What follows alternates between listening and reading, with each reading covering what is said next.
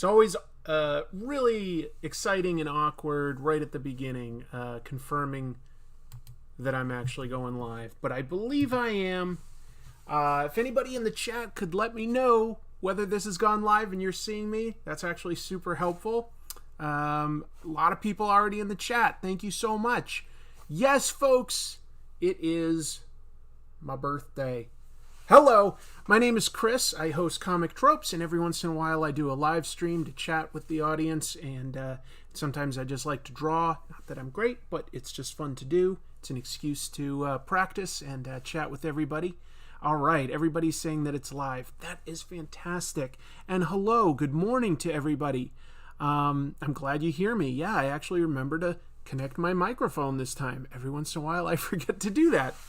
So, it is my birthday, and I planned to do an episode about, or something about G.I. Joe. I always do something about G.I. Joe this time of year because I participate in a fan event called Cobra Convergence. Wow. Super chat from Joseph Viero saying happy birthday to the best YouTuber in the game. Not sure about that, but I appreciate the compliment. Yes, you're live now. Hey, Matt Draper's here. Another fantastic comic book channel.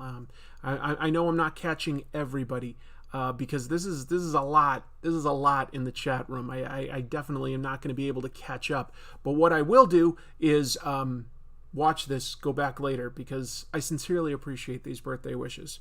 But anyway, yeah. Oh, I see somebody even posted a little Cobra snake in there. So I always participate in Cobra Convergence. Usually in the past, I've done an episode about like a G.I. Joe comic, which is fun for me. It's just, I grew up liking G.I. Joe a lot. So, you know, it's fun to dedicate like 1 week to doing this. Now, my original plan was an interview with a very important person to G.I. Joe. That will probably still happen, but because of last minute work stuff, my guest was not able to be available today. That's okay. I knew that was always a possibility. My backup plan is to do this. I'm going to draw. I've actually started sketching out lightly. Destro, I let my patrons on Patreon vote for what Cobra character or bad guy I should draw. And they voted overwhelmingly for Destro. No problem. Destro's a really interesting character. And if you're not into G.I. Joe, I think we'll still have some fun because I'll take your questions. We'll talk about comics and stuff. But I am going to be focusing a little bit on G.I. Joe and what I like about it. And there's a very specific version of G.I. Joe I like, and that's the comic book written by Larry Hama. I just find it really engaging and exciting. You know, he that was at one point in the 80s Marvel's best-selling subscription title. It was outperforming stuff like X-Men when X-Men was, you know, king in the 80s. So G.I. Joe has gone through sort of like peaks and lows because it's based on sort of, you know, a product. Can we get a Cobra in the chat for Chris? I love that. Yes.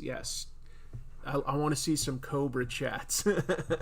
But anyway, I'm going to draw Destro. I've started sketching out, and I'm not sure how well this is actually turning out on the camera. You know, like I built this very traditionally, you know, with like, you know, bisecting, you know, like the face and this is all built on squares with a few details added in. I'm going to add a few more like live. I just needed to be sure that I had a good structure. Anyway, my sister sent me these mini cupcakes, and I thought I would quickly celebrate with choosing one. Oh, but you know what? It's all shrink wrapped. You know what? I don't want to deal with unwrapping cupcakes and eating in front of you if it's going to be that much trouble. I should have prepared. But look at these beautiful cupcakes. Thank you, Jean. That is my sister. So that was exciting. As to what else I may have gotten for my birthday from like my family and my fiance, I don't know yet. Haven't opened anything. I wanted to do this first. Wanted to spend some time with all of you. Eat them all at once? Well, that would literally kill me. That would literally kill me. But do it, eat the cupcakes. Maybe later. It's going to take forever to unwrap that because I don't have scissors nearby. Let's get into sketching Destro. Oh my gosh. Let's see. I'll always pause to read a super chat. Nauseod says, happy birthday, Chris. Thanks for all the great content. Well, thank you for watching. Sincerely, thank you. I finally got around to watching your Man-Thing video. As a Manny fan, it was painful to see Stein ruin comics' greatest swamp monster. You heard me. I have argued that Swamp Thing is a better character, but and another super chat. Thank you, Ben Howell. Thank you so much. That's really generous of you. It might be Larry Hama Pixel Perfect. It might be. That's a good guess. I think someday I might talk to him on this show. Anyway, I lost my train of thought. Oh, if you look in the back, see that? That's the Swamp Thing. Swamp Thing. Yeah, good, Chris. I'm still waking up. That's my Man-Thing costume, which is basically just a ghillie suit, and then I went to Home Depot for stuff like hoses and spray paint and stuff to make that really simple mask. I spent a fair amount of money and time making that costume, which is on screen for, 5 seconds? But that was fun. I bet you $200 that Chris won't read this comment. Well, somebody should have taken that bet. Anyway, let's get into this. So I'm glad that my patrons voted for Destro, because he really is one of the more interesting characters in G.I. Joe, and that's because he's a nobleman. He's a Scottish nobleman, and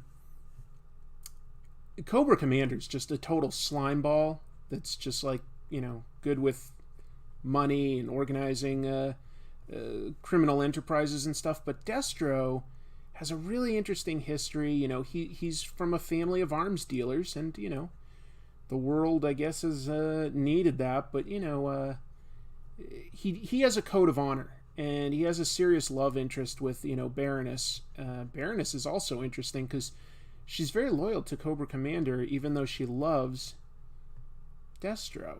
And that's interesting to have villains, especially for a toy line. It's interesting to have villains that can have a code of honor and have romances and stuff like that. So I always felt like there was a little more depth to Destro than almost any other villain, except if you get into the comic, Storm Shadow technically started as a villain and quickly revealed that he was actually a good guy. So that was kind of cool. I liked the cartoon okay as a kid, but I was really into the comic. G.I. Joe was actually one of the comics that really got me into comics, because I'd started with Transformers. I liked Transformers as a kid. Transformers comic was exciting to discover when I was really, really young. It wasn't that great. It was only okay. So I tried G.I. Joe, which I also liked, and the G.I. Joe comic was great. It was way more serious. It was and that makes sense, because Larry Hama, the writer, actually is a veteran. He served in the Vietnam War. Vietnam conflict, I guess I should say. And so G.I. Joe always had a more, I use this word too much, but grounded. It always had a very sort of, realistic military flavor. And every once in a while they'd kill off characters, which was something you really didn't get in Transformers. Not really. Those characters could always come back. I quickly really fell for G.I. Joe, and it didn't hurt that some of the covers were by guys like, Mike Zeck, which really caught my eye. They had established pros like Herb Trimpe and Marshall Rogers contributing to the interiors. Not necessarily the most flashy artists, but certainly really solid. They weren't sloppy. This was at least during the first several years of G.I. Joe. So, there was just a lot to recommend for it as a comic. And there are, what's funny is people always sort of sleep on licensed toy comics, because a lot of them are kind of cheap. They're not great. But every once in a while, there are some really fun ones. Rom and Micronauts. Those are pretty fun comics, actually. You'd be surprised, especially Rom, how good it is. G.I. Joe is, in my opinion, a good comic book. It's really cool. Some licensed stuff ain't great. There's a reason like Visionaries and I don't know, Dino Riders and stuff only last like 6 issues tops. Did John Byrne do G.I. Joe? He may have done some sort of special issue at some point, but anyway. So we got some questions and stuff in here, right? Oh no, just still people wishing me like well. So thank you, everybody. That means a lot to me. The show would be nothing without an audience. Not really. I'd just be talking about comics into a void. So it means an awful lot to me that there's an audience that's smart and educated about comics and the world, and that we can have these discussions every once in a while, like either on social media or here on the show itself. It means a lot to me.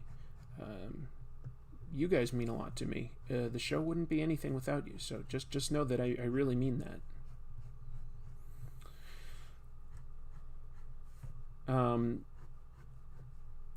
Years ago, I moved across the country, and I decided to sell off my childhood toys and stuff, including I had a pretty sizable collection of G.I. Joe.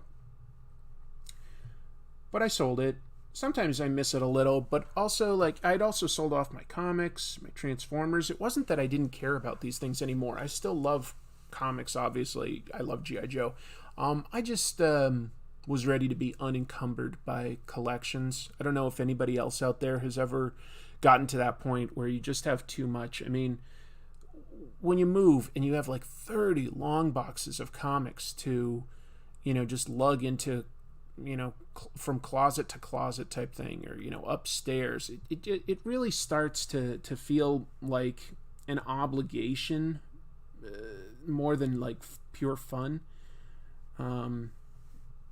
So yeah, like I sometimes I miss some of those comics that I sold, but I did set aside the ones that were like the most personal to me.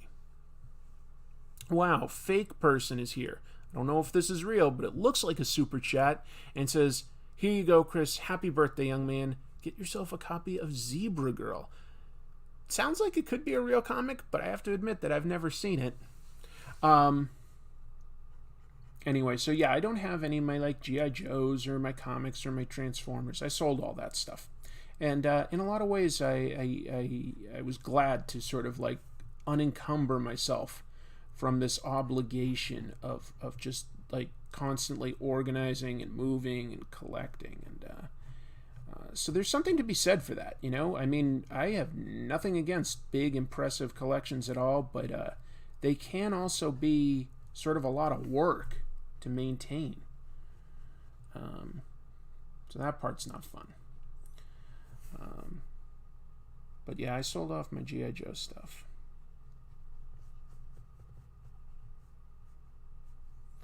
That said, I am interested in getting these new G.I. Joe classified action figures that are supposedly out in the world. I have yet to see them. I've looked at like, some Targets and Walmarts and stuff here and there.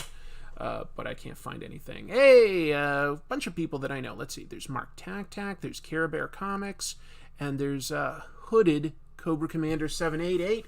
Hooded Cobra Commander 788 is the guy that really came up with the idea for Cobra Convergence, and he'll be modest and say that it isn't all him, and there's truth to that. Cobra Convergence is the G.I. Joe fan community. But just to be clear, give some credit to Hooded Cobra Commander 788. Means that this whole month, every single day, there's a different person contributing new content regarding G.I. Joe. And another super chat. Hey, you caught me watching Comic Tropes drawing Destro on his birthday. Happy birthday, namesake. Well, happy birthday to me. The classified figures are tricky to find. Yeah, they are. You know what's tough about any toys these days? Anything that looks halfway interesting, scalpers are just incredibly with it as to how to buy this stuff right away, sell it on, sites like eBay at huge markups. They are good at what they do, which is not something I appreciate at all. But they are good at it. I'm also trying to find certain Lego sets. I really wanted to build a Lego set. I wanted to build this new Nintendo Lego set that came out. That's what I love to do to relax. And I wanted to relax on my birthday. I throw on either a comedy or a true crime podcast when I have time and build Lego. And that's very relaxing to me. So that's what I wanted to do, but I can't find this new Nintendo set anywhere. It was sold out online and in every store, so very challenging. I could probably keep noodling around with the pencils, but I might as well just move over to inks at this point, because I think I kind of know what I'm going to do here. I think I have my structure in place.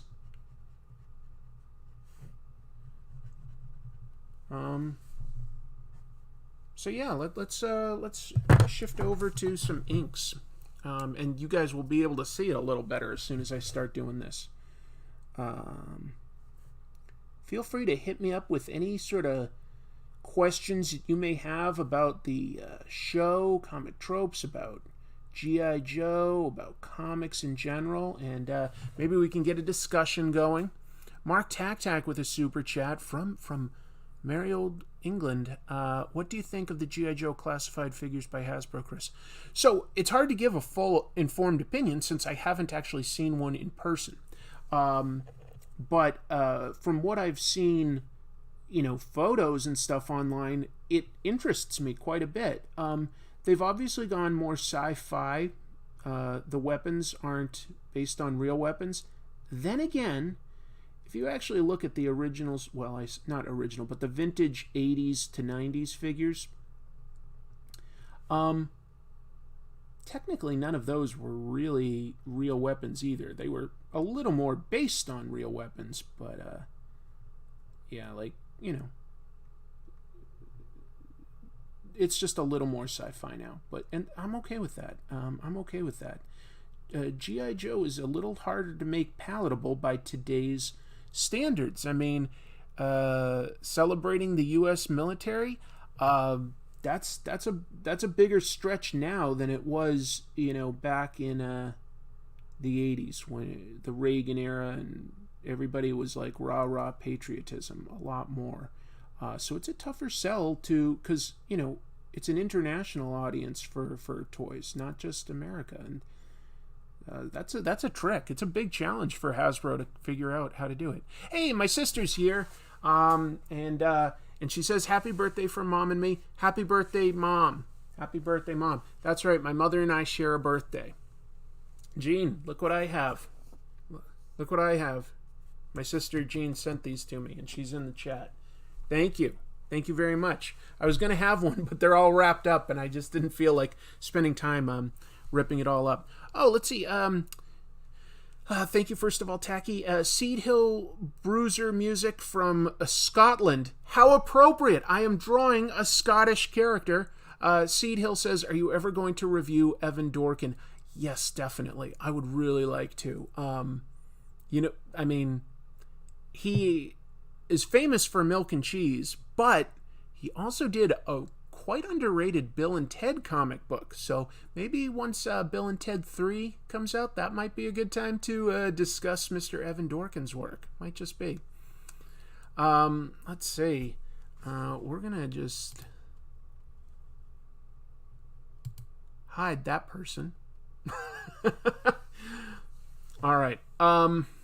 What is your favorite Dawn of X book, and how would you rank them? The only one I'm reading is X-Men by Jonathan Hickman, which I think is interesting. I'm being patient with it because Hickman tends to write, long stories that build to something.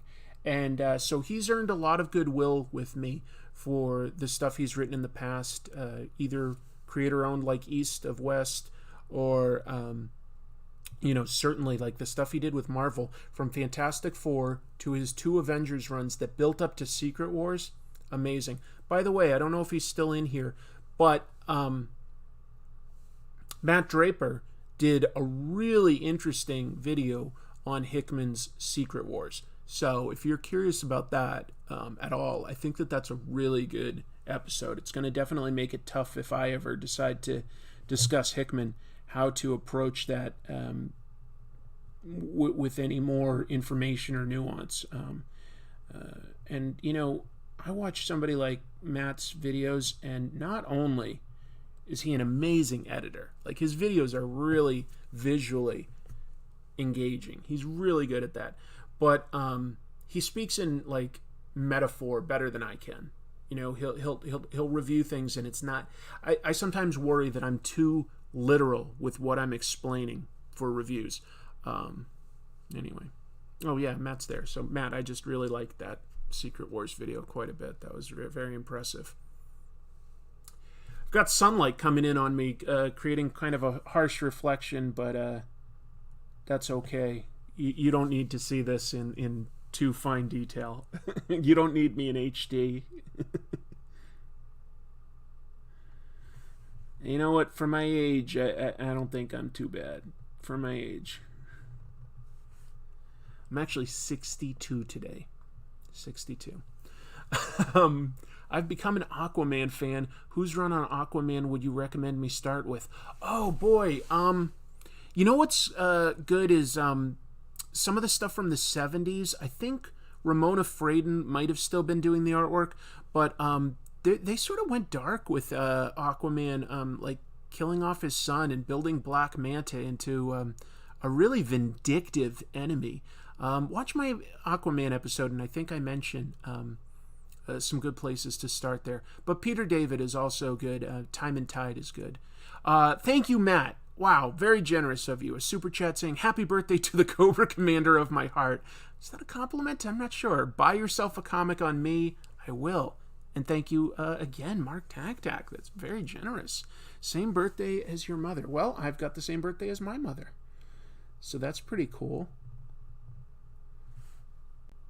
What a birthday present that must have been for her.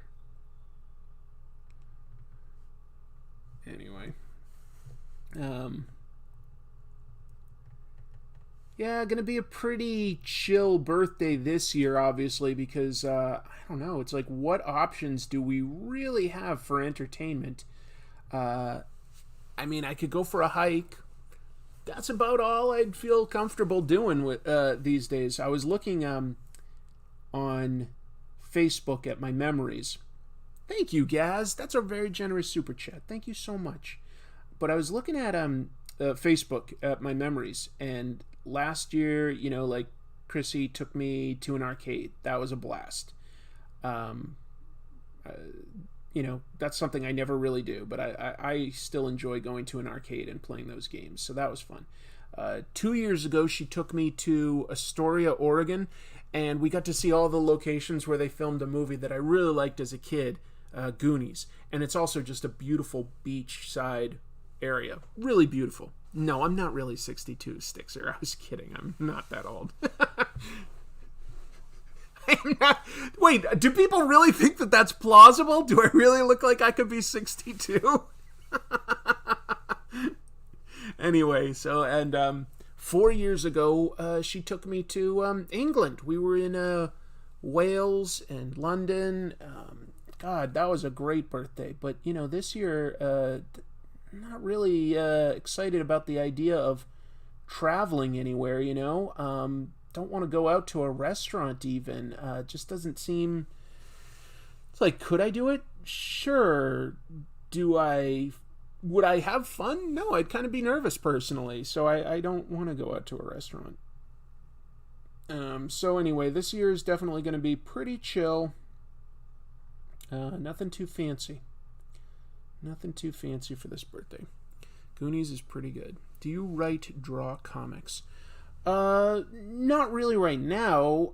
Have I done stuff in the past? I've done, what would you call it? You know, self-published comics, and I've done some freelance illustration here and there.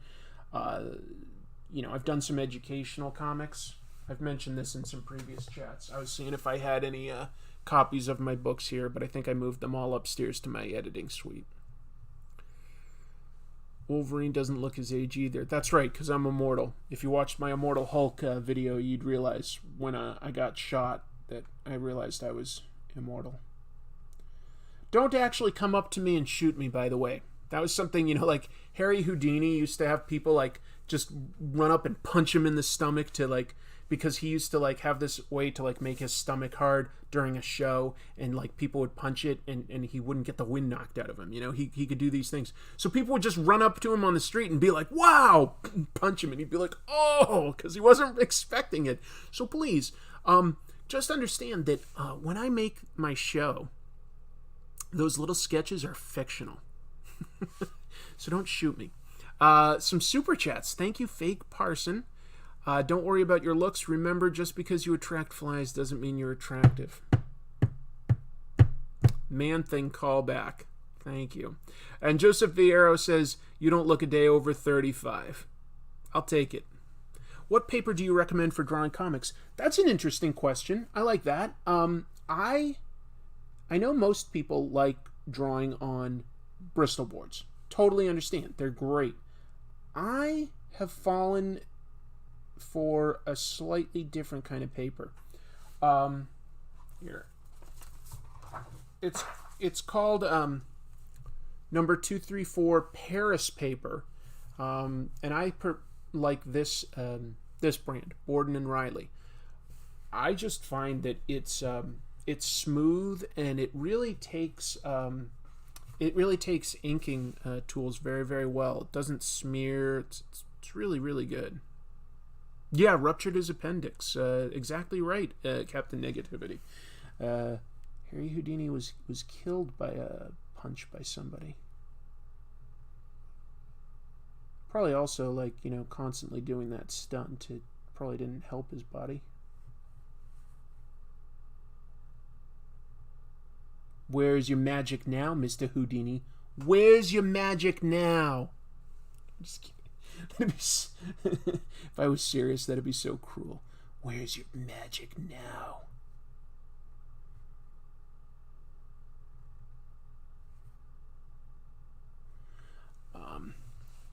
At least you aren't over 95 and not public domain. At some point, one would just sort of assume that at some point the government will stop allowing Disney to lobby to keep public domain further and further away. I don't know, but for now, public domain used to be like 20 years or something like that, and now it's something like 90 years because Disney wants to be sure that Mickey Mouse doesn't fall into the public domain. And even if he did, they'd have trademarks and stuff on it and copyrights on their material. They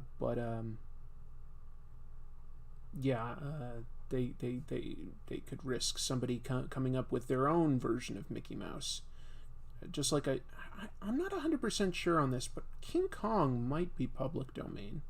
Certainly things like Sherlock Holmes are. You can always come up with different versions of Sherlock Holmes or Dracula. There's been a million Dracula movies because he's in the public domain. Well, someday Mickey Mouse will be. There'll be other versions of Mickey Mouse.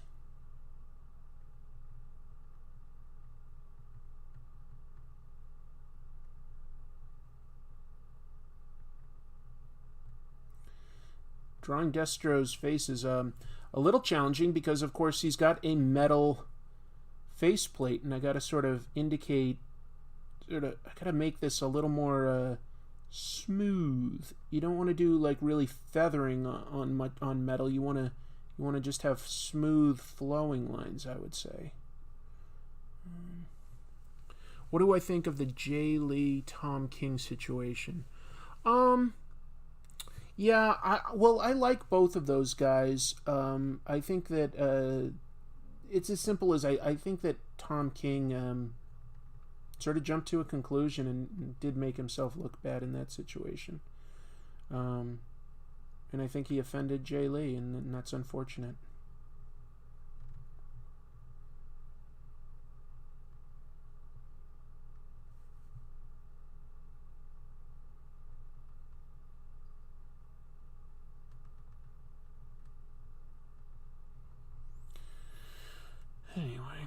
let's see. Maybe there's something more positive to talk about. Will I do a video about the most successful comic of 2020, Cyberfrog? No, I don't think that that's the most successful comic by far. I will definitely not be reviewing that. How does something fall into the public domain? Does a copyright have to lapse? Exactly right, James. Copyrights can only last so long, and then eventually something falls into the public domain. The idea is, somebody should have the rights to their own creation, and then potentially their heirs, but not necessarily their heirs' heirs. It's not necessarily supposed to be something that lasts forever, because who's that benefit? Why should a great-great-grandchild really have the rights to Superman? I don't know. What part of London did you go to, Chris? I'm from there. Where were we? I mean, we were mostly hanging out in central London. We were just doing touristy stuff along the Thames and stuff like that. Yeah, just like a week there. King Kong the character is partially public domain. Oh, that sounds interesting. I'd have to read about that. How long have I been drawing? I mean, as long as I can remember, I guess. That's a tough one to answer. I don't think I really took it very I think I've always drawn a lot, but I don't think I really took it very seriously until I was in my later 20s. So that's kind of a late start, honestly, if you're planning on doing anything as an artist. I wish I'd taken it seriously a little sooner, because, like I say, I've always drawn, but I just never really put in effort to draw regularly and try to improve. And I think that could have benefited me a lot if I'd put in the work when I was younger.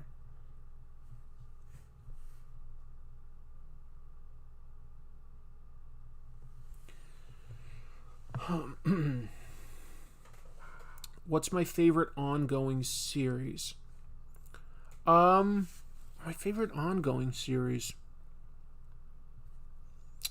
I'm not reading too many ongoing series, first of all, so that's a little tricky. Let me think for a second. What would be my favorite ongoing series? I'm really enjoying Immortal Hulk. I've been enjoying that for quite a while. I think that's still rock solid. And I also like My Hero Academia, which is an ongoing series. Other than that, I kind of just tend to pick up stuff for the trade when it's well reviewed or something. So I guess I'm not reading too many ongoing books right now. I'm sure there's other great ones, but I'll probably sort of discover them a little later. I just don't tend to pick up a lot monthly. I tend to pick it up more when I can read a full story.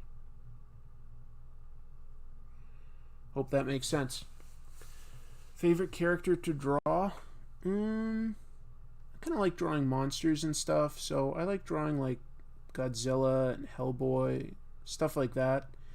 When you're drawing stuff that isn't a person, you have a little more flexibility to interpret it, and then it won't look wrong per se to people. You can add a little of your own touch to it.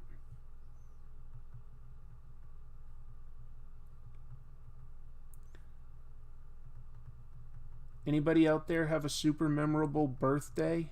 I'm trying to think. Honestly, one of my more memorable birthdays was definitely going to England. That was really fun, to be elsewhere on my birthday.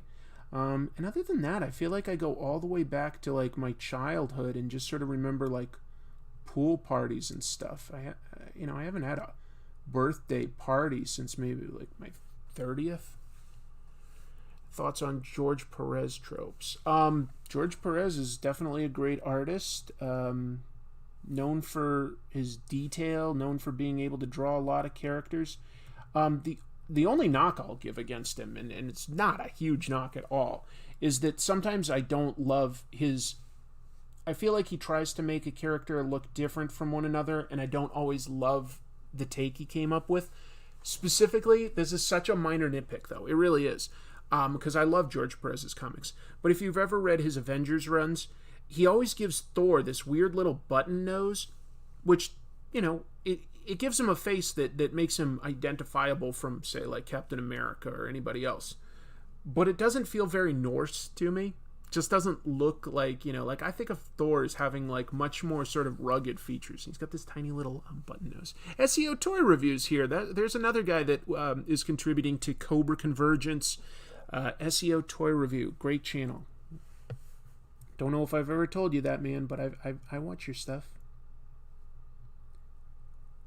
It's making me wonder how many of you in the audience are also YouTubers. Seems like it's a pretty low barrier to entry, isn't it? Like, it's a low barrier to entry to become a YouTuber. All you really need is a camera. That's all you need. You should draw Mickey Mouse. Maybe someday. Top 10 sleep paralysis demons. Don't know what those are. Sorry. If someone was just getting into comics, what runs are your absolute favorites that you would recommend? I always sort of answer a question like that with saying, first of all, I need to know that person's tastes. If they're into like more realistic stuff, I might be recommending things like Persepolis and Blankets and Fun Home, like sort of like true life type stories. If they're into the idea of superheroes, then I'm going to point them at some of the classics like, Batman Year One, Watchmen, maybe Kraven's Last Hunt, a great Spider-Man story. But it depends. They may be art-based, in which case I'd have to like very carefully assess their artistic tastes, and I might be directing them to, say, Mobius. I might be directing them to Naoki Urasawa. I might be directing them to John Buscema. There's so many different ways I could go with a recommendation. I can't just say, hey, this is what comics is, kid. I want to know what somebody's tastes are, because that's part of why I do this show, is that comics is a very broad medium that can tackle pretty much anything, in my opinion. And so I do believe that there are comics out there for absolutely everybody. I believe that there's absolutely some comics out there that would excite anybody. I missed something. Just recommend Power Pack, one size fits all. There you go. What am I thinking? Hoodie Coco, Hooded Cobra Commander says, just recommend Power Pack. And he's 100% right. It's the perfect comic for everyone. Power Pack is something I have considered covering many times. It is not my favorite comic, but I do appreciate the idea behind it. That should be something right up the alley for young readers. There should definitely be a way to make Power Pack palatable to new readers of comics, because it's like a family, it's a family of superheroes, and they're all kids and teenagers to kids. But I don't love it. I don't love it in execution. And what I'd love to cover someday is, there was a made-for-TV Power Pack movie. It's terrible. It is really garbage. I would love to do that. Have I read Firepower by Robert Kirkman? Absolutely. Didn't you see him on the show? I had him on the show just like a few weeks ago. I definitely picked that up. It's great. Power Pack is... Power Pack. I was about to say Power Pack is great. Firepower is great. Yes, I've definitely considered Alejandro Jodorowsky. I definitely find him a fascinating creator. I definitely feel like I should cover Argentinians more. There's a huge Argentinian contingent of comic book writers and artists. And Jodorowsky is, I believe, Chilean Argentinian, but still, I think he'd count as an Argentinian creator. And what he's created is very impressive.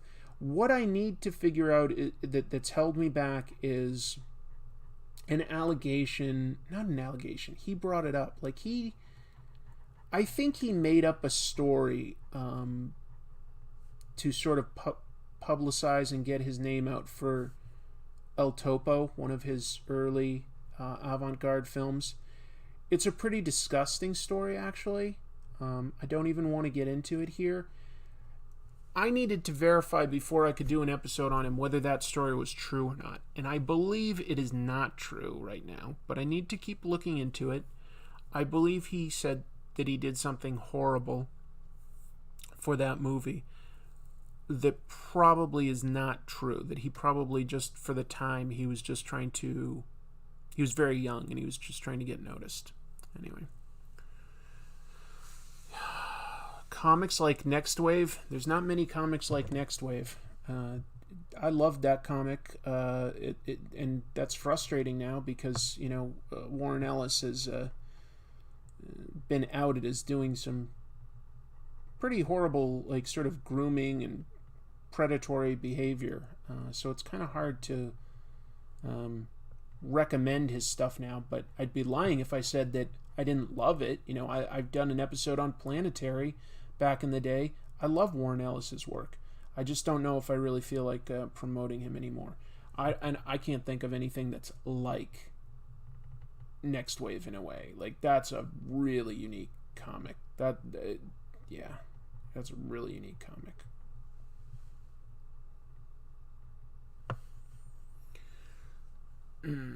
Ibiza in Spain. My birthday is in a few weeks.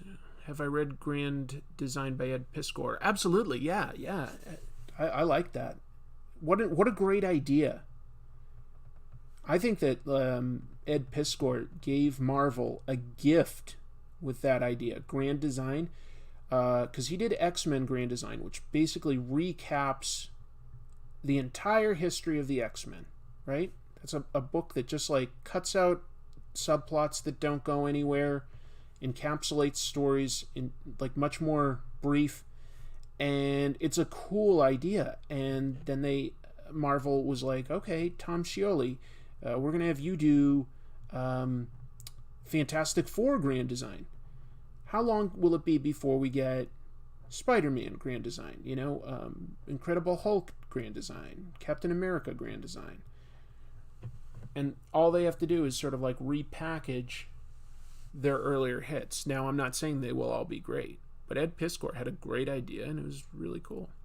I read Jojo's Bizarre Adventure Volume 1. I need to read more. I know people want me to potentially review that series, so I need to read a lot more before I can have a fully informed opinion.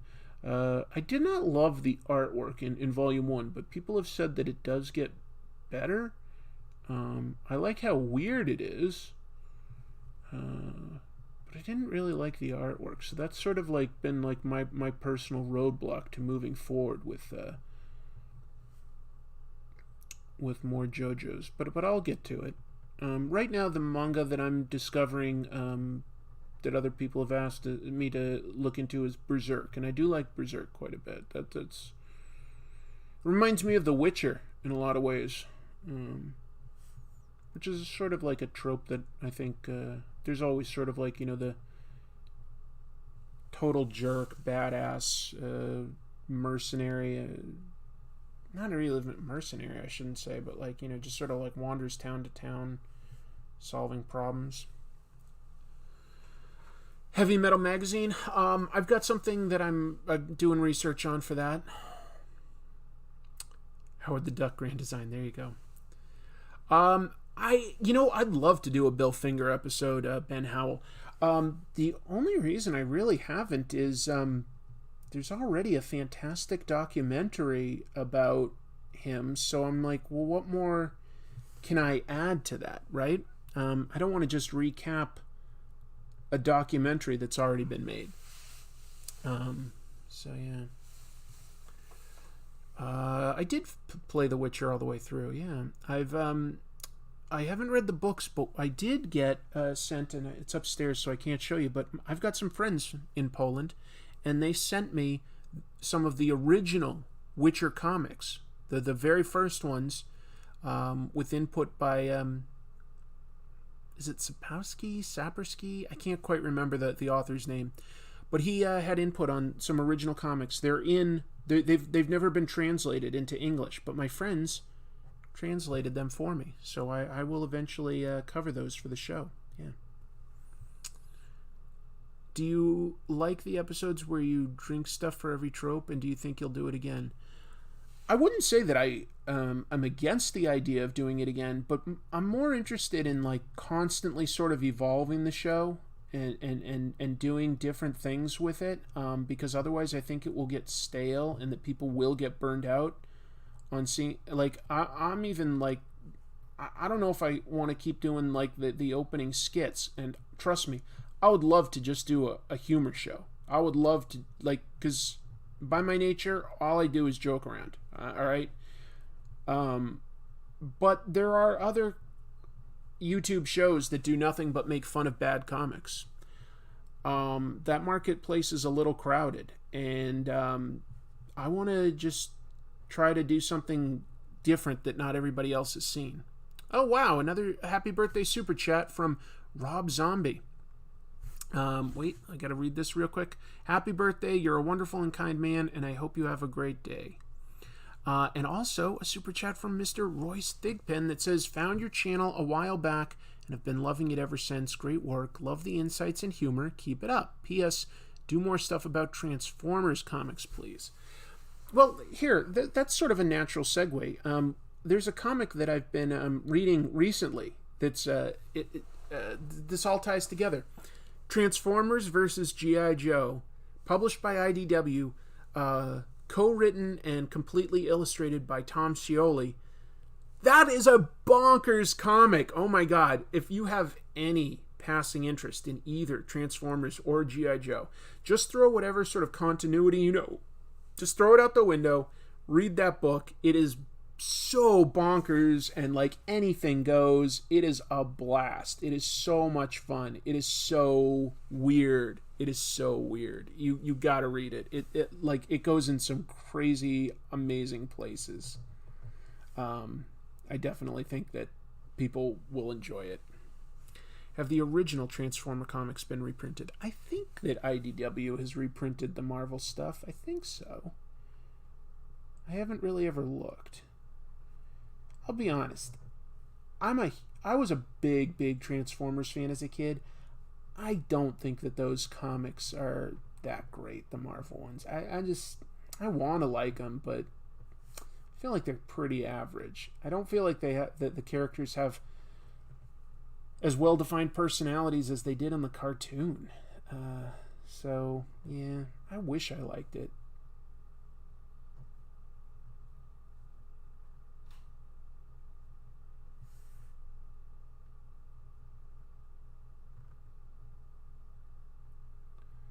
Well, this is definitely a fun way to spend the opening hours of my birthday with all of y'all. Thank you very much for the kind words, the questions, the super chats. Very, very nice. Very, very nice way to start my day.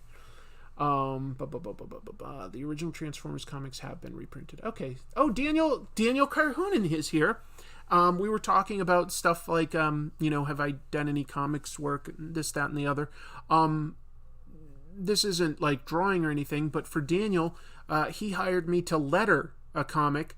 It is not Transformers, but it does involve changing robots. He made a comic, a 3-issue series, and it's been picked up by publisher Marcosia. So I'm not 100% sure, especially with everything that's going on in the world, of when exactly that's getting published. But Daniel in the chat room wrote a very funny and exciting and just sort of cool and weird mystery story about like this world of transforming robots, and I lettered that comic. So that's something I've done, relatively recently. Make an episode on Not Brand Ec. Yeah, maybe. If I did, I'd probably go even broader and just sort of talk about like the big two trying to get into humor publications. Because before DC absorbed like Mad Magazine and stuff like that, like DC and Marvel had always been trying to get into like doing something like Mad, but I feel like they never quite got there. Never quite really delivered a great humor magazine. But Not Brand Ec is a pretty funny comic book.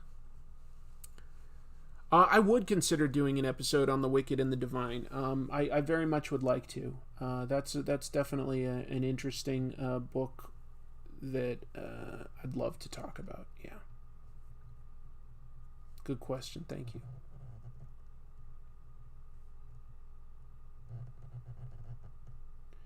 So if today was your birthday, with the world the way it is and everything, what would you want to do for your birthday? If today was your birthday and you could, kind of do whatever you wanted. Any good suggestions? So I'm not 100% sure what I want to do today. How do you do the sketches for your art, and have you ever studied the fundamentals of art? Sketches is just like, if you looked closely, I was talking about this at the beginning, I broke it down into shapes and quadrants and such. And then did I study the fundamentals? Yeah, I have. I never formally went to art school, but I have taken art classes here and there throughout my entire life, really. And one thing I really enjoy doing, which I really miss right now, is going to live drawing sessions, like Dr. Sketchy's, for instance. Haven't been to one since, about 8 months ago when I was last in Japan. I went to one when I was in Tokyo. Most cities have a Dr. Sketchy's. I miss doing those. Maybe they have them online, but it's not going to be the same, because I like doing it in person, really feeling like I'm being timed, that I'm sort of getting to see what other people are drawing and feel like sort of pushed to do better in that regard. And then, of course, you can have some drinks, which helps you relax, and I think can sometimes produce better artwork. I'm serious about that. If you don't want to drink, I would never push you into it. But I do think that sometimes that's something that can loosen you up. I don't think you should do it necessarily when you're working on an assignment, but if you want to do practice, draw something from life, work on your speed. I sincerely think that having a drink can sort of loosen you up a little bit and help you focus. Najiad sends a super chat saying, are there any comics you feel are underrated or get a bad rap? For me, it's X-Force Volume 1. Yes, Rob Liefeld is a hack, but Fabian Nicier's writing is fun. That's fair. I liked it as a kid. So, and there's also It's Just Some Random Guy. Thank you very much for that generous super chat. Happy birthday, Chris. Thanks so much for all the great content. Thanks. Underrated. There's all sorts of underrated comics. It's so hard. I just did an episode on Jose Luis Garcia Lopez because I believe his work is underrated. I think that anyone who knows his work would say, yes, Jose Luis Garcia Lopez is a master, right? But he didn't have many long runs, and certainly never really on a big title. He didn't do extended runs on Batman or Superman, but he's drawn both of those characters and some really good stories for all sorts of big characters. So that's somebody that I'd say hey, there's a creator that's underrated. As far as runs, I mean, I'm basically going to come back to the creators though every time. I think that look up writers like Steve Gerber and Steve Englehart, and I think that some of their work is starting to sort of get forgotten, but I think that they're very talented and produced a lot of great stuff in the 70s. So there's another set of creators. Yeah, I'd go more by creators. Have you been to the Godzilla Museum or seen the abandoned Ultraman amusement park when you were in Japan? No. I would love to go to the Godzilla Museum, especially. Huge fan of Godzilla. I've definitely seen some Godzilla stuff when I've been in Japan. I've been to the Godzilla store. I've been to, the Godzilla statue on top of Gracery Hotel. All sorts of stuff like that. But, no, I haven't been to the Godzilla Museum. Maybe something to do the next time I go there.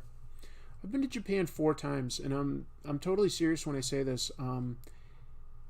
If YouTube ever really took off for me, which I'll be honest, I don't think it will. I don't think that this will become my career. But if it did, I would probably move to Japan for at least a couple years. I really like it there. I like the food. I like the culture. I'm trying to study the language so that I can actually communicate better. Although almost everybody speaks English in the city, so it's not a huge deal. But I don't want to be rude, and I want to be able to appreciate things more. They really treat their comic book artists well there. There's a lot of respect for them, so I like that. I like that a lot. Anyway, just a daydream, really. An episode on David Mazzucchelli. Yeah, I would love to do that. He's another person that I think you could argue is underrated. I don't think everybody knows who he is. But wow, so many great things. I'm a big fan of Year One and Born Again. Those are two stories he's done that are great. But Asterios Polyp is also something worth discussing in greater detail. So definitely there's an artist that I'd love to discuss. I'd also like to discuss somebody that I feel has been pretty strongly influenced by him, David Lapham. That would interest me. There's so many ideas I have, guys. I just don't have enough time. You're a total weeb. I don't quite know what that means. Doesn't sound nice, though. Joe Mad episode? That's a possibility. Definitely. I try to be Machik. I try to be kind and respectful to others. I just feel like the world is a brutal enough place that, hopefully I can at least try to be nice. But, who knows, Probably doesn't really matter.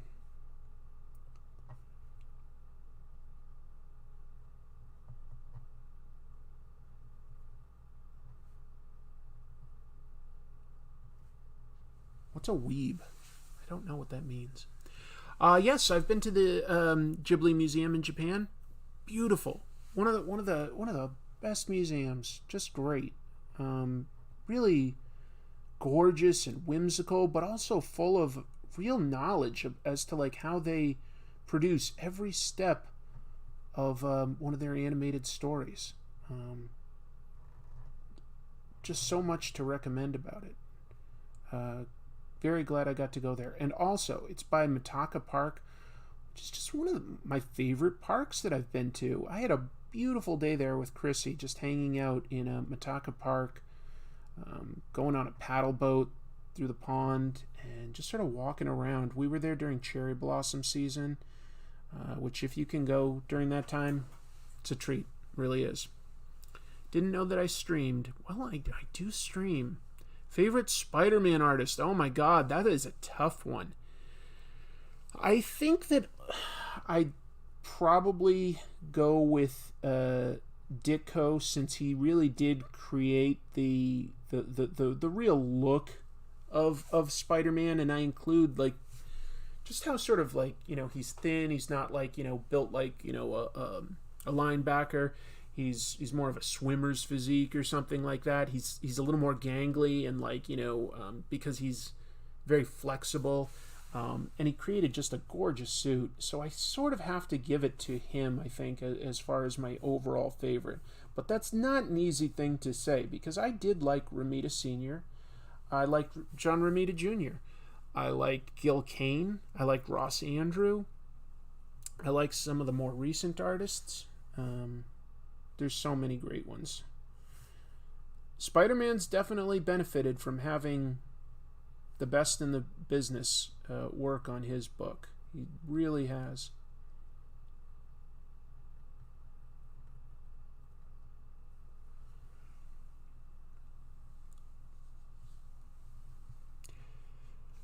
Rare figure. What's a rare figure? Oh yeah, Cobra de Cow. I think that's how it's pronounced, from Brazil. Yeah, pretty rare stuff. There was that one based on Snake Eyes that they made over there. They named him something else. I don't know. Hoodie Coco's your man when it comes to G.I. Joe figure trivia, not me.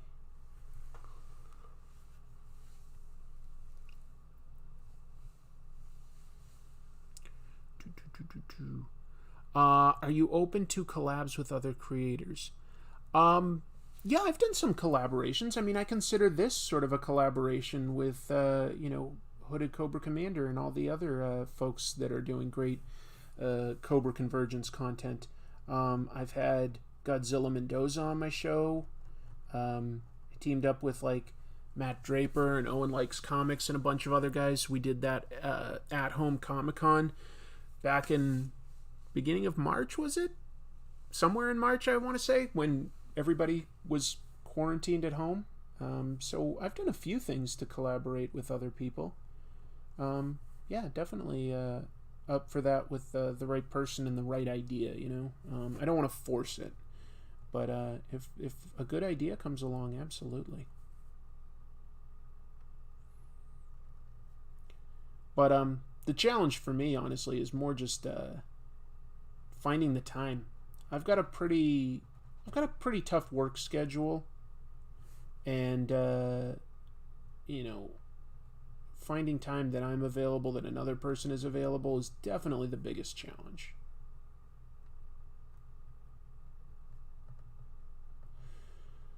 But as the channel's grown, I get asked stuff like that, like almost every day. I get asked for, like, an interview or a collaboration, or mostly, I'll admit, like, mostly I get it approached by sponsors.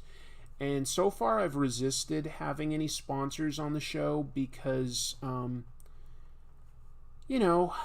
first of all, I don't love having commercials sort of interrupt the content. I don't like, as a viewer, I don't love that.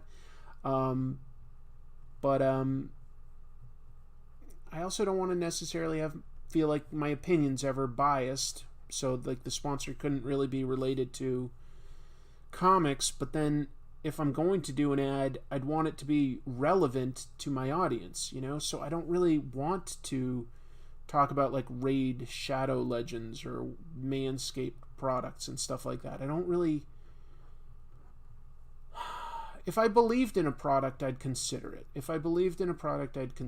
But so far I've resisted. I'm not saying never, okay? Like, someday I may have a sponsored ad in a video, because I'll be honest, the money that they offer for that is really good. Better than, like, the YouTube ad rates. So it's tempting sometimes, but, thus far, and I've been being approached for that for, like, I don't know, 2 years now, to do sponsored stuff, and I've always said no. I try to say it politely, because, never say never, but so far I don't want to do that to you guys. But I also sort of need to be able to make something off of this, because it does take a lot of my time and effort. If Patreon, continues to grow and ad rates at YouTube are okay, then I'm going to resist doing any sponsored ads for as long as possible. That's all I can say.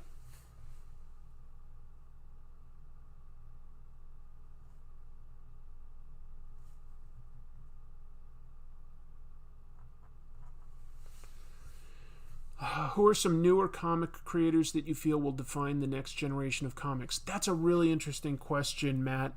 Guys that stand out to me as potential, like, next generation that are still sort of young are, I think Donnie Cates still has quite a ways to go, and he's already started off great because he's doing a good mix of, mainstream stuff and still focusing on his creator-owned ideas.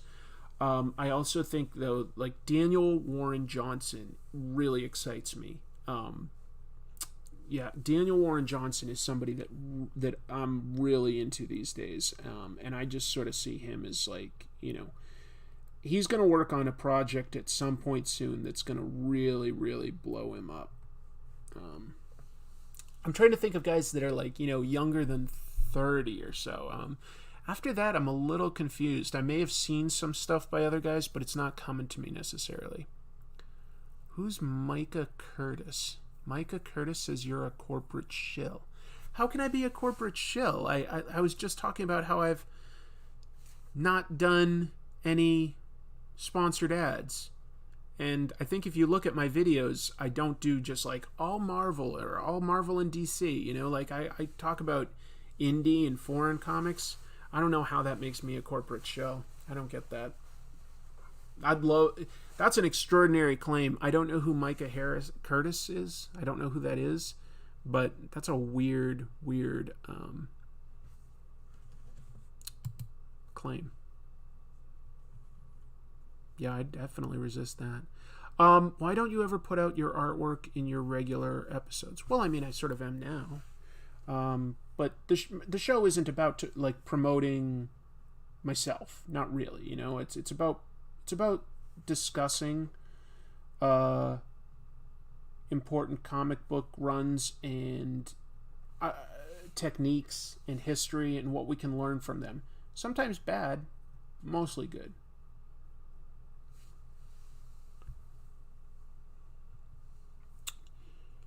Let's see. If any large corporations are lurking in the chat, I'll sell out in a heartbeat. Trust me, you know, it's tempting. If I saw a product that I believed in and thought that it was going to be of interest to my audience so that it wasn't annoying, I'm like, yeah, they may benefit from this, or somebody out there may like it, then I would strongly consider doing that. But so far I've been like, not really related to the audience, or I can't be sure that I love the product. So far I've said no to all that. We'll see. Hopefully I can stay by that for a while to come. He was saying for the industry. Micah was heated. I don't quite understand what any of that means, because I don't know who that person is. Is that like a blogger? Is that like a creator? Was it somebody that was here in chat earlier that I missed? I'm very confused as to who that even is.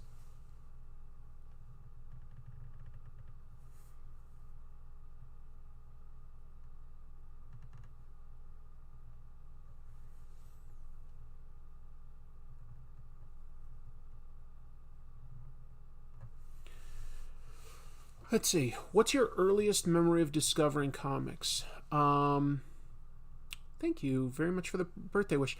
My earliest memory is I had a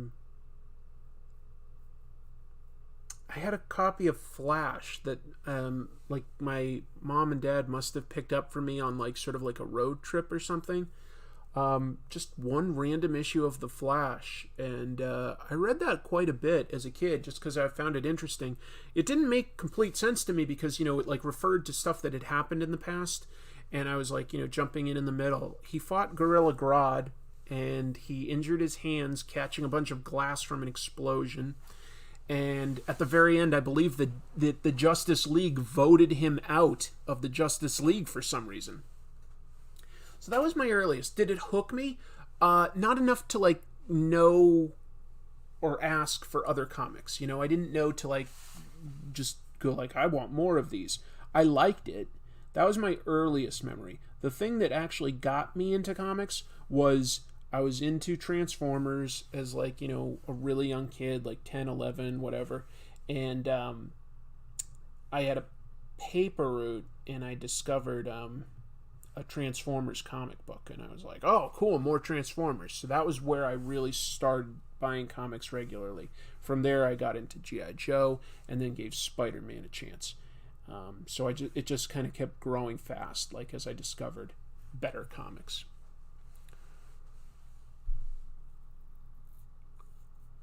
Well, I appreciate the super chats, Alien Xenomorph, but I don't know who that person is, so I don't know what to say about it. It's weird. I really don't.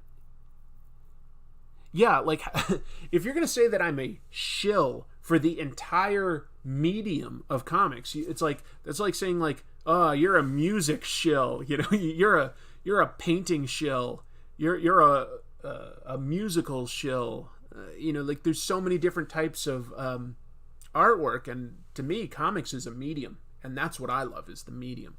So I'm going to talk about sometimes mainstream comics, sometimes older, sometimes newer. I talk about foreign comics. I talk about indie comics. I try to like talk about a lot of different stuff. Now, if I talked all indie or all foreign, I believe that would get me into a very niche audience. And then when I do like, a Marvel episode or something, like the audience would be like, wait, what?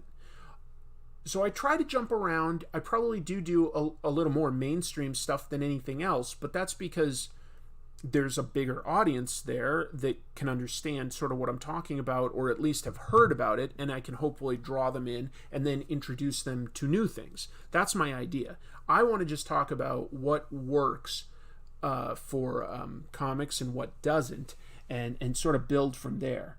And ultimately, it's just my opinions, but I think that I think it's just totally worthy of discussion and criticism, and yeah, I never get tired of talking about comics, is all I can say. I find it a really fascinating medium.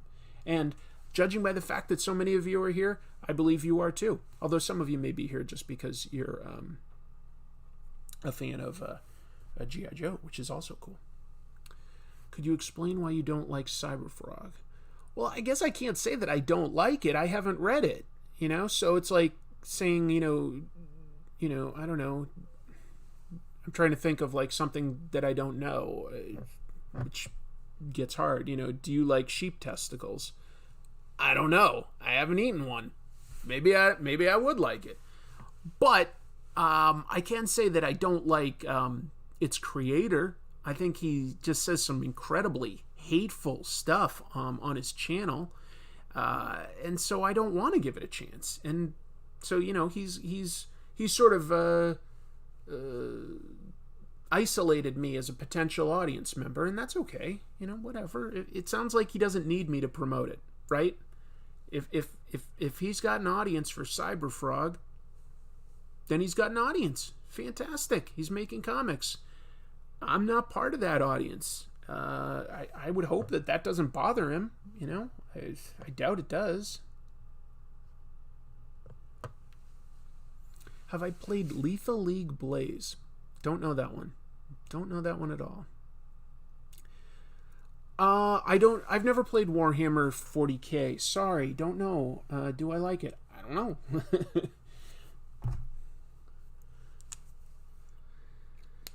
Love your Golden Age comics episodes. Very funny. Yeah, I like to throw those in every once in a while. And honestly, those are a little easier to make than other things because, the only trick there is finding an interesting character to talk about. And then you just basically sort of read the comic and comment on that comic.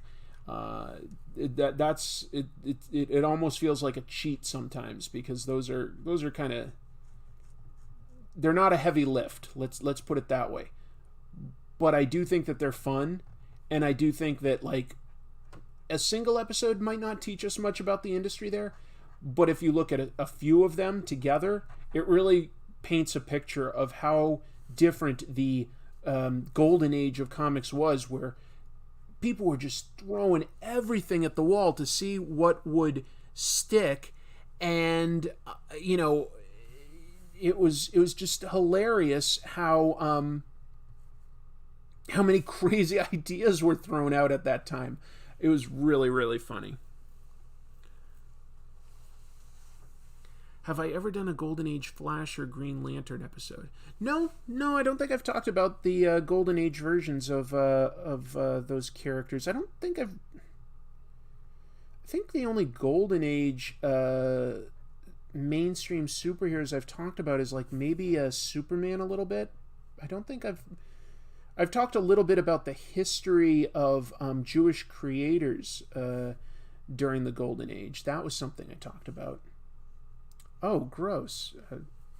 Yeah, you don't need to keep hitting me with super chats about this stuff. I appreciate the super chat, Alien Xenomorph, but that's really horrendous to say something like that. Wow, that is really narrow-minded. Anyway,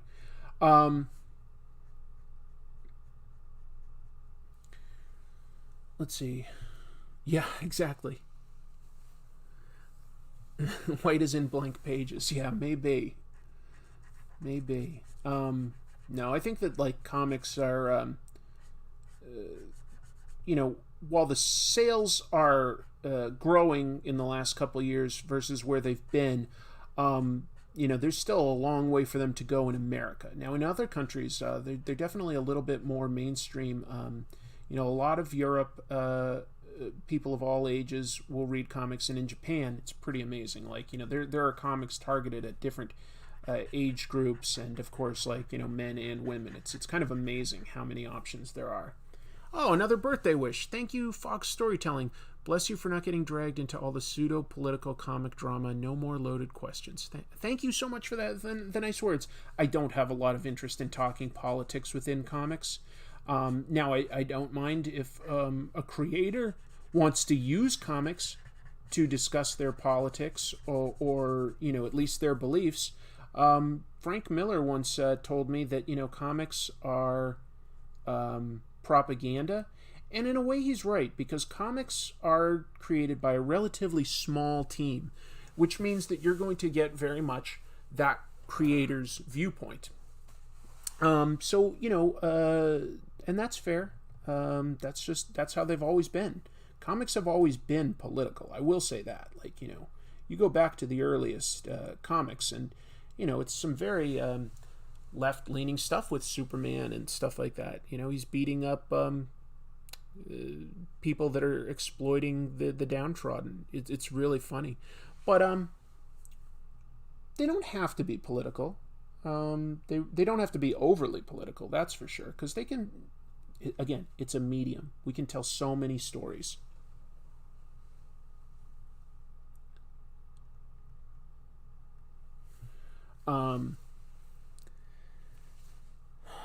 Should have put Donny Cates and Ryan Stegman's Venom run. I don't quite know what you mean by should have put. But that's a pretty fun run, by the way. Like, surprisingly good. Venom never interested me very much as a character. I didn't find him especially interesting. He's got a good look. I'll say that. He's got a good look.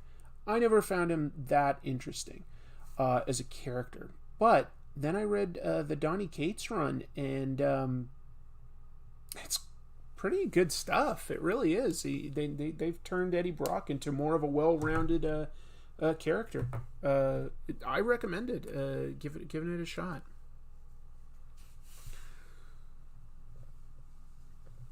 Let's see. You hate those Manscaped ads. Thanks for keeping that off your channel. So far, anyway, that doesn't seem like one I'd ever add. I just, like, and hey, maybe it's a great product. I just don't see how it would relate to my audience. So far, I've said no to that stuff.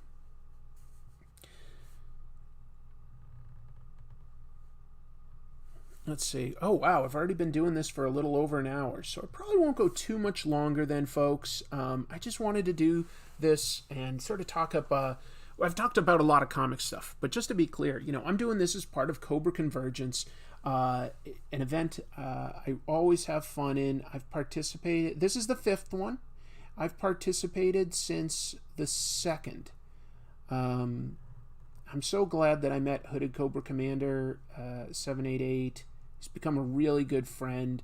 I think that he has a really fun, interesting channel that you can just... It's good for nostalgia, but it's also just a really clever analysis of G.I. Joe, and maybe we can learn like why that was such a big hit with kids of a certain age. The Captain Fearless episode had you rolling. Thank you.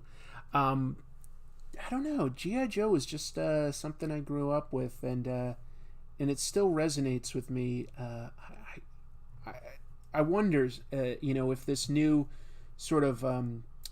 there's a lot of stuff coming up from Hasbro to promote G.I. Joe.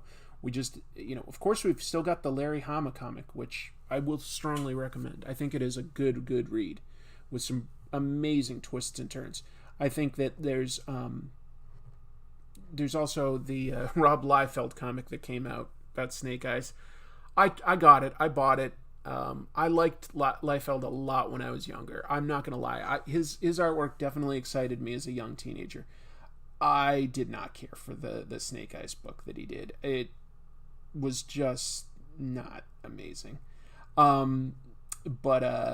we've got new G.I. Joe toys. We've got a G.I. Joe movie coming out whenever things get safe. There's a lot of G.I. Joe stuff coming out, and we'll see if that push goes anywhere. Wow, 2 super chats in a row. First of all, 3. Thank you, Jay McBride. How long until you felt confident enough in your art to use such heavy blacks? Well, I feel like I could still use more, actually, just glancing at this. I think I'm going to drop some more. So that's a constant journey. Sansanity, super generous super chat. Thank you so much. Thank you. Mandela Butterfly says, reviewing for Betty Boop and Felix. Betty turned 90. Felix interests me. Maybe Betty Boop. That's an interesting idea. Skipped my super chat. No, thank you for the $2. I'm surprised to see you in here, John. But thanks for the $2. That's very kind of you. You wish the G.I. Joe classified toys weren't $20 each, but I get where they're coming from. I mean, that's kind of the price point for almost any figure these days. They're made from oil, and oil isn't the cheapest substance anymore because they also don't produce toys in the same numbers. You don't get the economies of scale you did back in the 80s. Anurug Jawale says, it has been 4 years with your channel. Learned a lot and laughed a lot. You're amazing. Thank you and happy birthday. Any thoughts on Japanese Gekiga? Gekiga.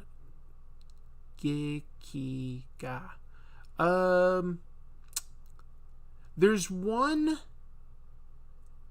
Gekiga that I'm looking for. In 1975, Herald Books in Japan produced an adaptation of Jaws. And I've let several Japanese comic book stores know I'm very interested in getting that book, which would probably cost an absolute fortune. But I think it looks cool, and I love Jaws, so that might be sort of that's my white whale to continue with a what do you call it, a marine metaphor there.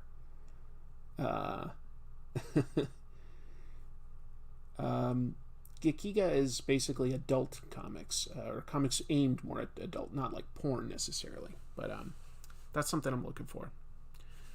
I don't know that I have a fave JoJo character yet. Interesting question, Joe. All I can say is I've only read the first volume, so I don't really necessarily have a favorite character yet. Let me continue, because it looks like it's a relatively epic story. So let me see where that goes, and maybe I can make an informed opinion down the road. Najiad with a super chat saying, I disagree about the Transformer comics. I have nostalgia for them, but I read some of the original Marvel run and enjoyed it quite a bit. Shockwave is the best. Hey, I liked it as a kid. I got the entire run, but if I compare it to other comics of the time, it doesn't quite compare. It's not something where I'd recommend it as a starting point for somebody. Wait, is John Malin talking to me? This dude won't respond to a challenge on his own accusation. I don't know if he's talking to me or somebody else, but that's actually pretty rude, dude. This is supposed to be a place for fun. I'm gonna have to put you in a timeout, and if you want to come back, just be nicer to everybody. I don't know if you're talking to me or somebody else, but you got to be nice. Yeah. Let's see. One last question for you. Oh, okay. Thank you. Let's see. A question from Matt.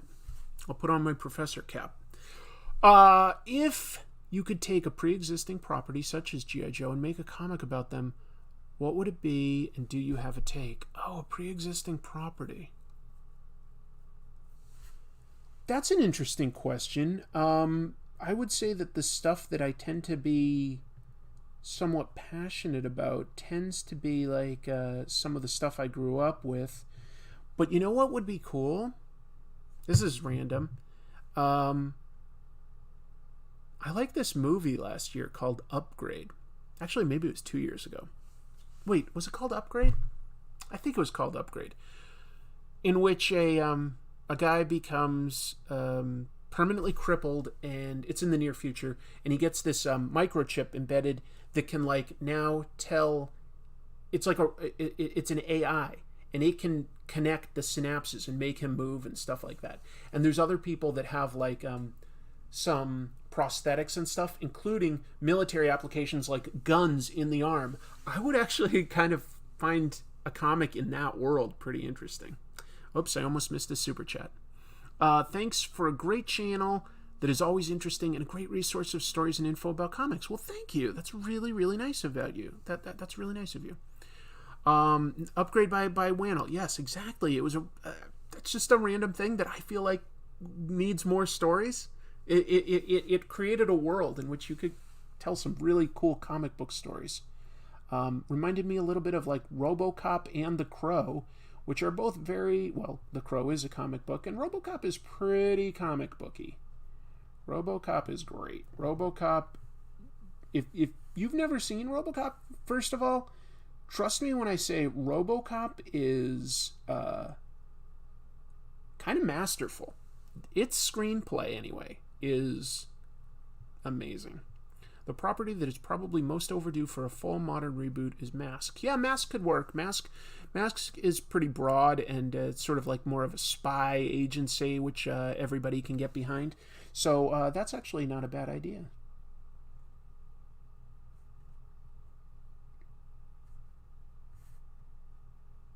It's not a bad idea at all. Nice thinking, Hoodie Coco.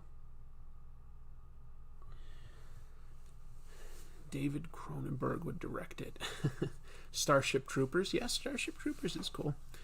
There was a RoboCop comic. It was not great. I like sheep testicles, Chris, but probably for a different reason to the sheep. Yes, I would imagine so. So you've tried that. That one, I've tried some interesting meats. I've had cow brain and tongue. I've had, alligator and I don't know, just about everything. I've tried lots of different stuff. In Hong Kong, I had like pigeon, which that was rough because it is literally just a fully cooked pigeon, and they don't remove like the beak or the feet. They just chop it into bits. And like my friend was like, here, he lives in there, and I was like eating like from the head, and I was like, it wasn't good. But I've never had sheep testicles. Not too excited to try, really.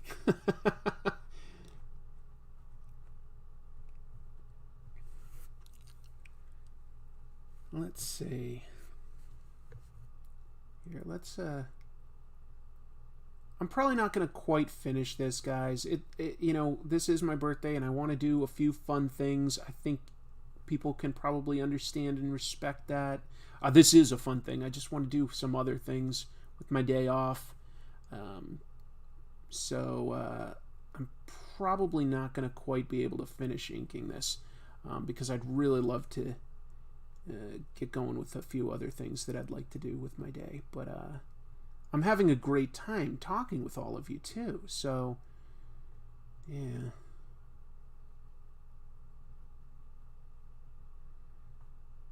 I'll just do as much as I can. How's that sound?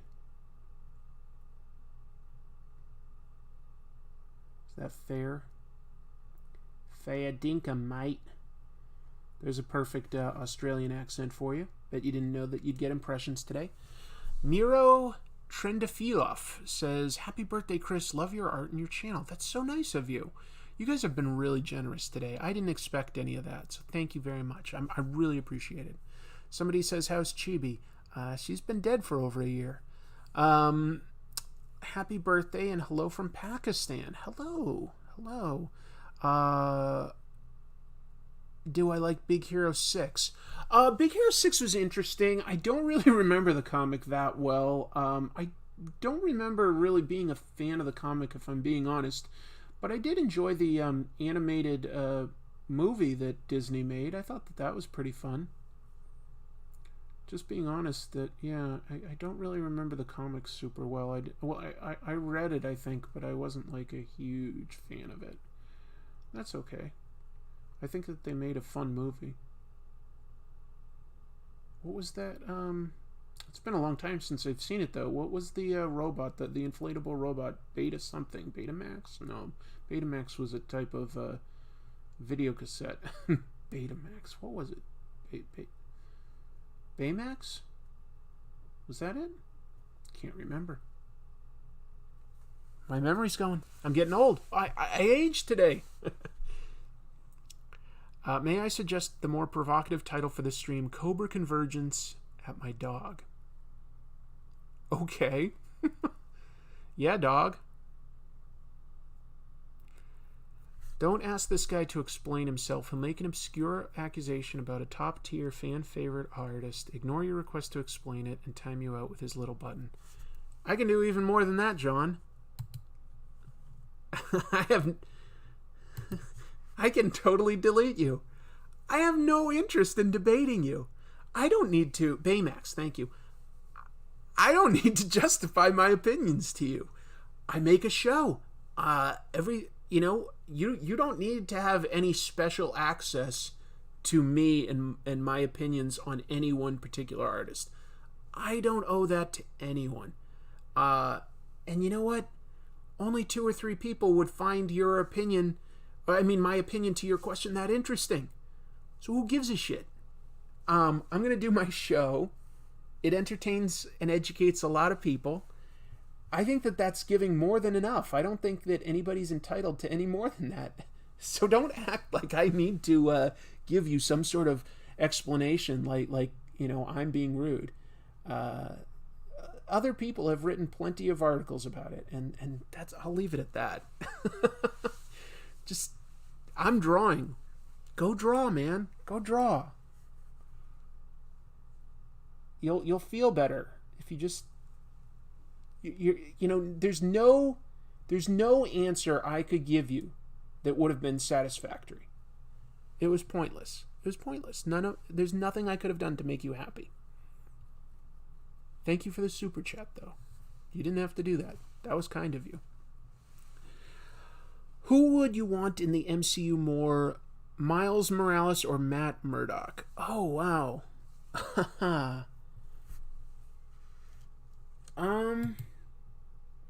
If I had to choose between the two, I guess Miles Morales. I like Miles a lot. That's a tough one, though. That's a tough one. That said, I think that what would fit better currently, add Charlie Cox's Matt Murdock to the MCU. That would fit better. And keep Miles Morales in his own animated universe separate, and maybe have like animated crossovers of some sort. But yeah, like in terms of what would fit better, Daredevil. But in terms of what I'd want more, Miles. Fun question. That's a challenge.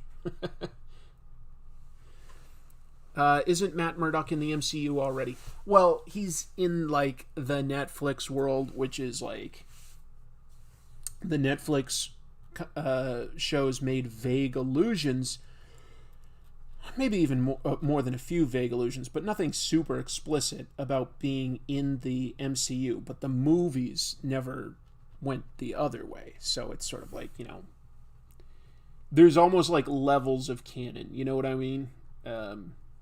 It's they're in there unless they someday, like recast Daredevil or Iron Fist and put them in a movie. And then all of a sudden those shows are just sort of their own thing in their own world.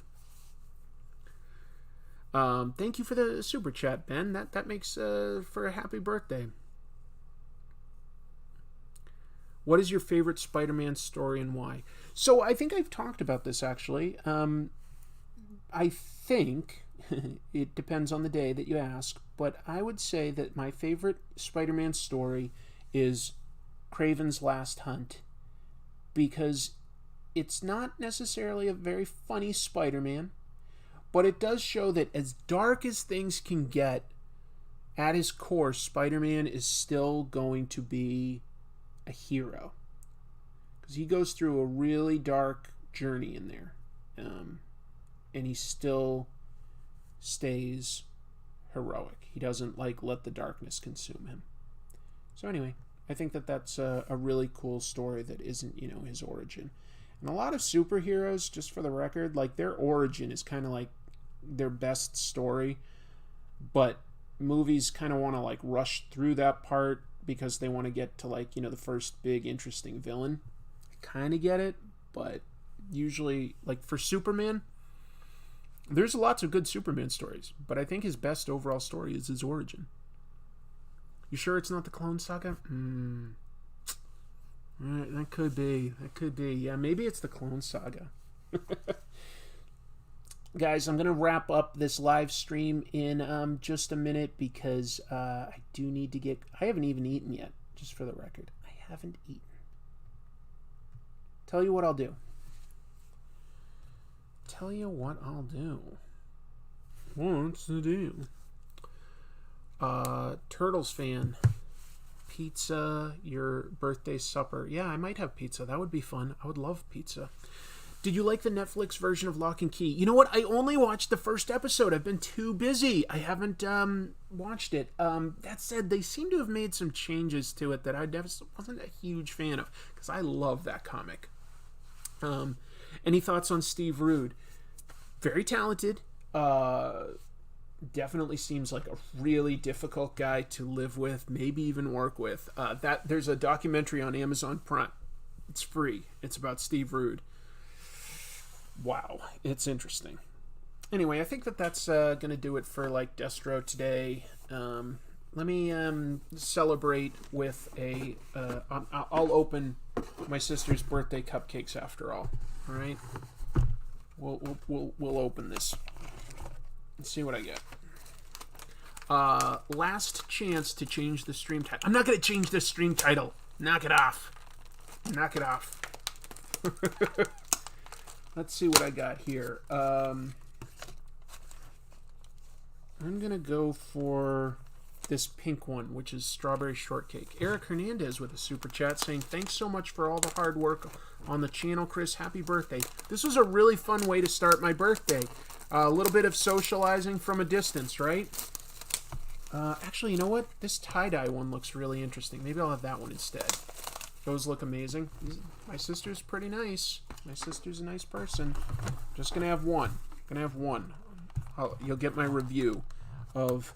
What's it called? It's called Baked by Melissa, which is, I guess, a delivery service of little mini cupcakes. All right. Look at this. I'm going to take this one. All right. Pretty tiny. Just for the record. Little, but that's good.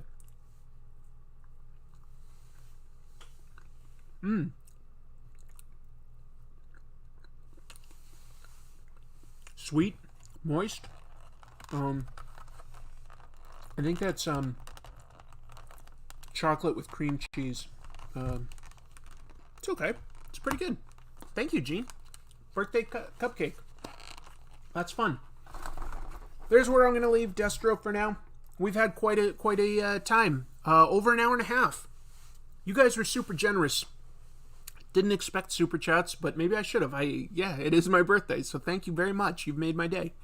Thank you for so many amazing people in here. All of you are amazing. All of you. Great discussion. Great to see so many other professionals and YouTubers in here. That was a treat, especially since it's so early in the day. Didn't necessarily know who would be available, but thank you. This is a great start to my birthday. I thank you very much for making it a good one, and just know that this was part of thank you for the super chat, Fragaboom. That's really, really nice of you.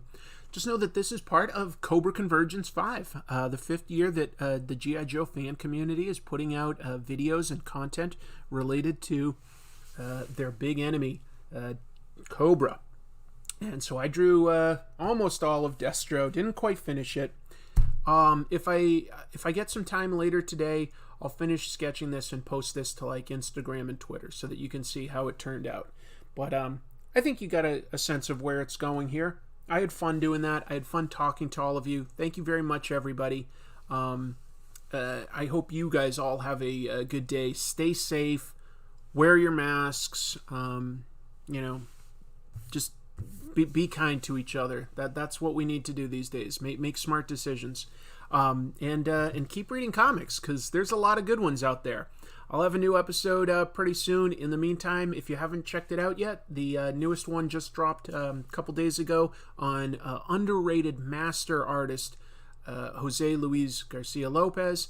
I did promise somebody that I would give a Cobra chant, so Cobra la la la la la la la la la. All right, there's my Cobra la la la chant. Thank you all. I'm gonna hit stop streaming now, and later.